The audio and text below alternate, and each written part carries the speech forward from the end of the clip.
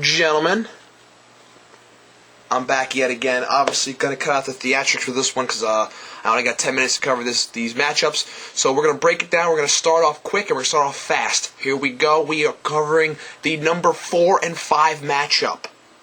The number 5 seeded, the replacements, travel to take on the number 4 seed and Show Me Your TDs. It's a rematch from Week 13, which the replacements ended up winning to lock up a spot to make the playoffs, which also cost Show Me Your TDs a division and a bye. So there's a lot going on in this game. A revenge factor for Show Me Your TDs, and the replacements want to continue their dominance against Show Me Your TDs. So what's going to happen?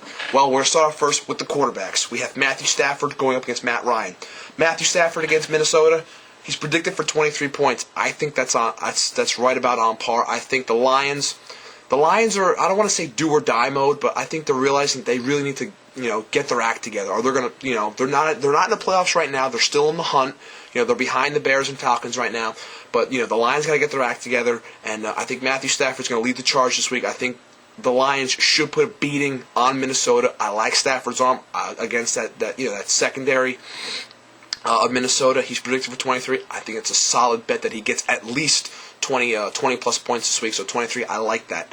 As for Matt Ryan, he's predicted for 17. He had a rough go last week. He was up against a tough Texans defense, and they smothered him a little. He ended up having an okay week. He was right around the area that I predicted him to be around. But this week he's going up against Carolina, a weaker team. They beat him. He beat them previously. In the beginning of the season, the first game of the season, but obviously a lot has changed since then. Cam Newton's gone to another level. They're playing better.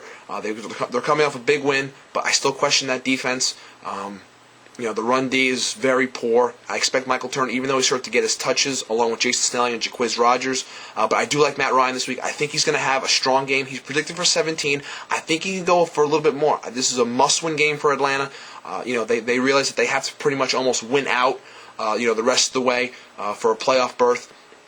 So I think he's predicted for 17. I think he can go for 20 points. I like him this week. I expect him to do a lot of good work. He realizes that he's got to bounce back, and I think he will. Now we're coming to the running backs, and we have Arian Foster and DeMarco Murray going up against AP and Reggie Bush. At least that's what it is for the time being, because we know Show Me Your TDs likes to change things last minute, but that's what we're working with right now. Arian Foster takes on Cincinnati. DeMarco Murray takes on the Giants. I like both running backs this week. Arian Foster predicted for 18. Obviously, he's playing great. He's playing a great running back this year. He's one of the better running backs in fantasy. He's going up against Cincinnati, who's tough against the run. They've been a very good defense all year, but again, this is Arian Foster. I mean, he's gonna do work when it comes to the running game, and he's been a huge threat in the passing game this year. Since he's tough, and how are they gonna play? T.J. Yates. T.J. Yates. I watched him last week. He's an extremely poised quarterback. He can make plays. So I think they're gonna have to respect him a little, and because of that respect, Arian Foster is going to probably struggle maybe a little bit in the beginning, but I think once, Yates eases into it and plays like he did against Atlanta, I think Foster's going to have a big game. He's predicted for 18. I think it's a solid, it might be a little bit high. I'm more inclined to think he might fall in that 15-point range, maybe a tad bit lower, but it's, with Arian Foster, it's always tough to predict, but I do like him a lot this week. DeMarco Murray takes on the Giants. Giants aren't that great against the run. He's predicted for 9 points. I think Dallas realizes they got to pound DeMarco Murray, open up the play action for Tony Romo to take some of the pressure off of him. Dallas knows it's a must-win game. They're going to ride DeMarco Murray and try to, get as much out of him they can in this game on Sunday night. I like Murray for more than 9 points. That's what he's predicted for on CBS. I like him for 12 to 15 points in that range. I'm thinking 12. That's the number that's sticking to me. On the opposite side, we have AP and Reggie Bush. I'm going to start first with Reggie Bush, predicted for 12 against the Eagles. Reggie Bush is the hot hand. He was benched last week, which was a little shocking to me, but he was benched. He went for 16 points last week. He's extremely hot. Philly's not good against the run. I really, I think Philly's going to be playing inspired football with Vic back. But again, I still think that those linebackers in that defense are going to struggle against good running backs. Reggie's hot. He's predicted for 12. I like that number. I think he's going to have a solid game against the Eagles. As for AP taking on Detroit, Detroit's a defense he can take advantage of, but you wonder how healthy is he? He said he was around 80%.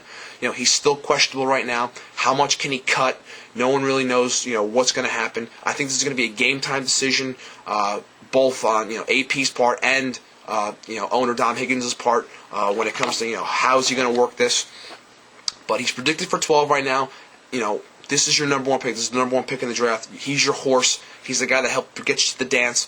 You want to run with him, but I still think this is going to be something that's going to come down to the final minute when it comes to it, because right now Darren Sproles is on the bench, and obviously he's more than a suitable replacement, especially if AP's hurt, so we're going to keep our eyes on that one.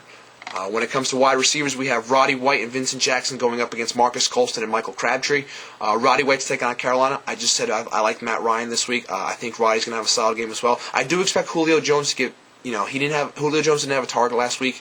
He did, but it was pass interference, so he didn't really have an official target. I do think they're going to work him back into the offense. Obviously, you still got to fight for touches with this guy as well, Tony Gonzalez. But I do think Roddy White's going to have a solid game this week. I do expect him to find the end zone as well. He's predicted for 12. I think it's a good bet. I think he's going to get in that 10 to 12 point range. So I think 12 is a good call on CBS's part, and I agree with them. Vincent Jackson's going up against Buffalo. Obviously, this is a matchup that Vincent Jackson should take advantage of. He's been up and down all year. What to expect from him, I really don't know. So when it comes to Vincent Jackson, it depends on Rivers as well, but this, like I said, this is a defense that they should be able to exploit. This is the Chargers. It's December. They should make their run. He's predicted for 10 points. I'm going to say, that 8 to 10 point range is the bet that I'm going to go with. Then we have Marcus Colston and Michael Crabtree. Colston's going up against Tennessee. I think he can have a strong game against that secondary.